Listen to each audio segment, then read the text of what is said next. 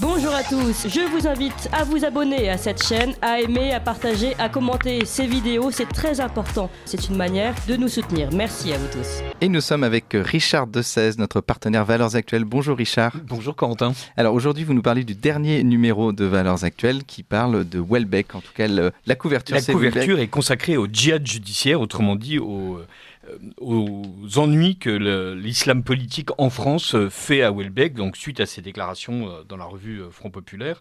C'est un dossier, comme d'habitude, intéressant et documenté, où on revient sur l'ensemble des propos qu'il a tenus, la manière dont la mosquée de Paris et d'autres associations musulmanes veulent porter l'affaire en justice. Évidemment, il a critiqué l'islam, donc c'est un islamophobe, donc c'est un propagateur de haine.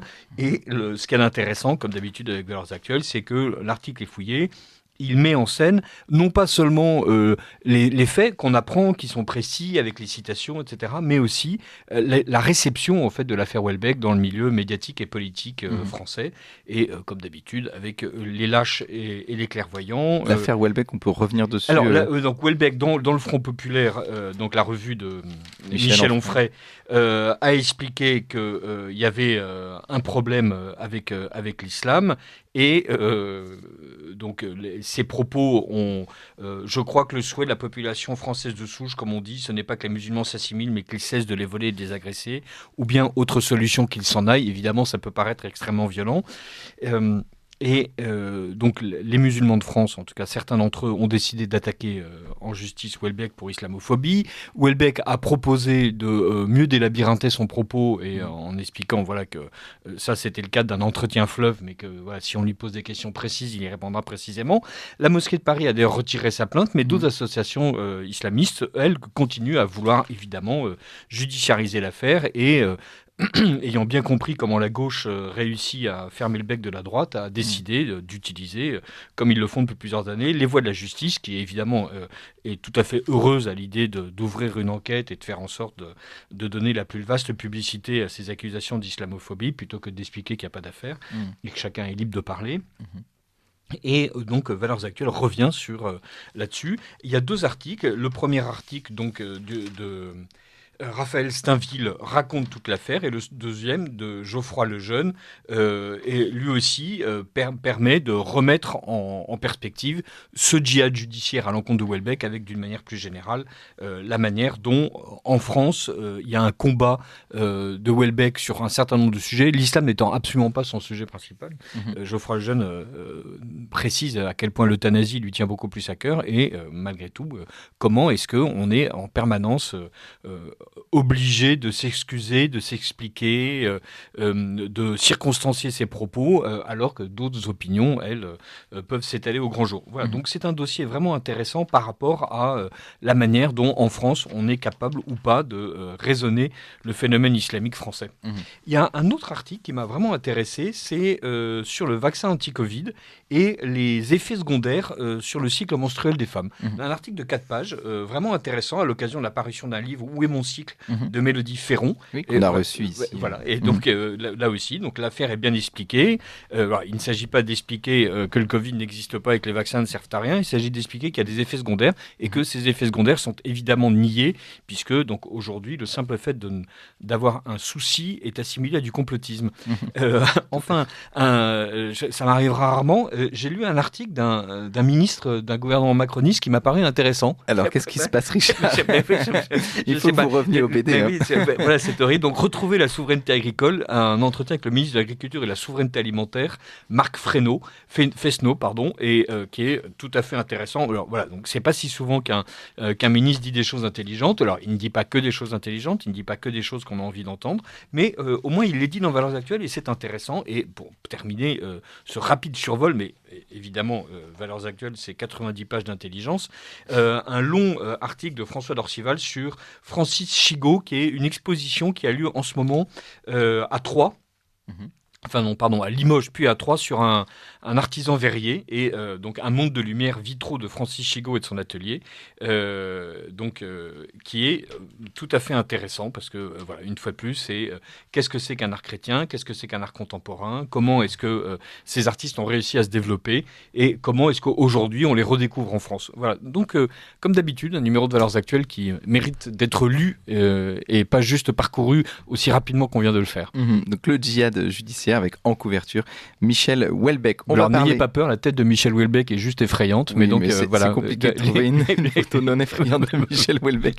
On va parler de 2 bandes dessinées avec vous. Donc de 3 bandes dessinées, que dis-je. La piste oubliée et La montagne aux écritures de Vivier et Del Vecchio, d'après les romans de Frison Roche aux éditions Plein Vent. Alors, La montagne aux écritures et La piste oubliée, ce sont 2 livres qui sont parus à 2 ans d'écart, si je ne m'abuse, et qui racontent, qui sont vraiment l'adaptation du roman de Frison Roche qui se passe dans le Sahara. Et c'est vraiment... c'est épatant, c'est de la bonne BD d'aventure comme on aime.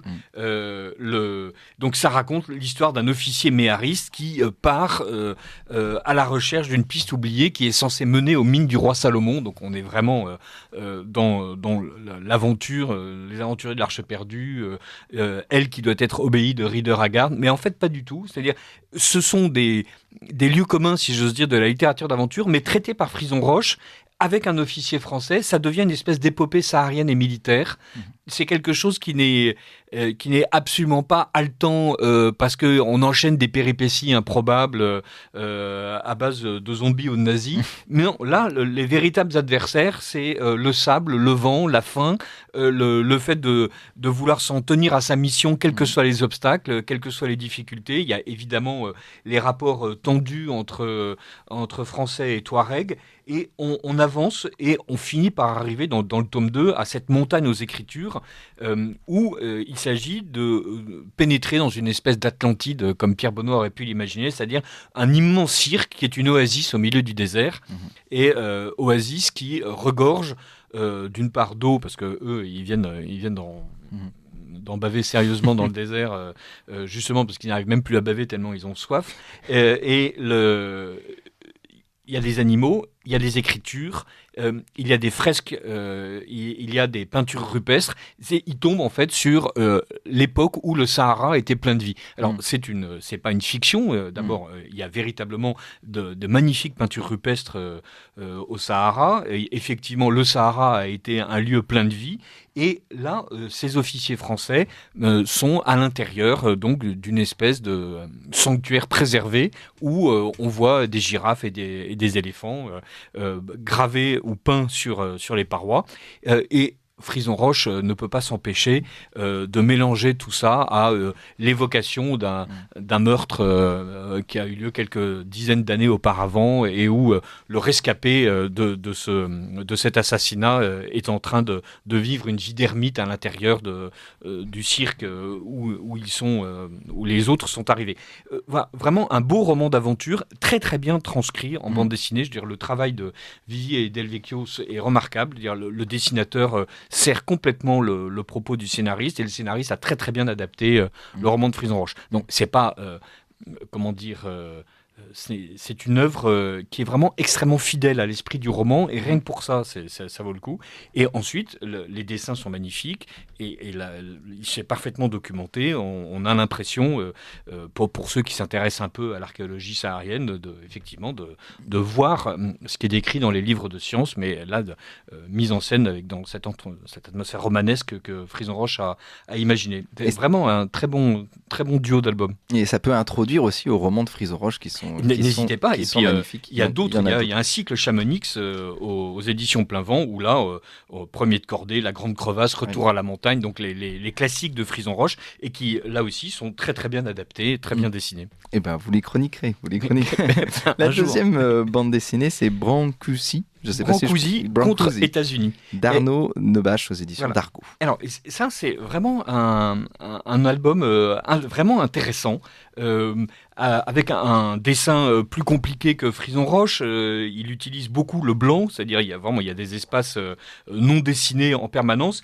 Il n'y a pas de traits, c'est assez rigolo, ce sont que des aplats, il y a à peine de contours, et ça met en scène la manière dont Brancusi, donc sculpteur étranger installé en France, envoie à un moment donné pour une exposition à New York son oiseau, et son oiseau est une espèce de grande lame de bronze poli. Et les douaniers américains disent que ça ne ressemble pas du tout à un oiseau, que ça ressemble en fait à un morceau d'hélice, et ils décident de taxer l'objet comme étant un objet manufacturé, et donc de lui appliquer une taxe de 40%. Alors, évidemment, ça fâche, et Brancusi décide de porter plainte contre les États-Unis. Et voilà, on nous raconte l'histoire de ce procès qui effectivement a fait date dans l'histoire de l'art dit contemporain ou de l'art moderne, puisqu'il s'agissait en fait d'établir ce qui fait une œuvre d'art. Et donc c'est remarquable parce que le dessinateur met en scène les débats. Et d'ailleurs, il y a deux types de dessins. Il y a un côté presque reportage où au moment où on est en train de raconter le procès, les arguments qui s'échangent.